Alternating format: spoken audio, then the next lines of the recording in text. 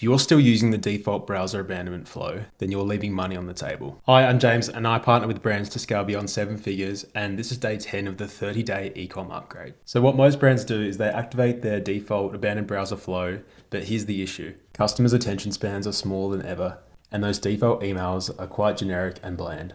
So here's the 3-step sequence I use instead to consistently recover more sales. Email 1 is to show what they've viewed. Send the email 20 minutes after they browse so it's fresh in their mind. For the subject line, use something like, "You have great taste," or "We saw you checking us out," depending on your brand's tone of voice. It's cheesy, but this is what gets the clicks. For the email content, you must remember that most users do not scroll. So start by highlighting the customer's viewed products, which makes things more personalized and relevant for them. This email is supposed to feel more like a friendly reminder rather than a sales pitch. Email 2 is when you can start to introduce some product recommendations.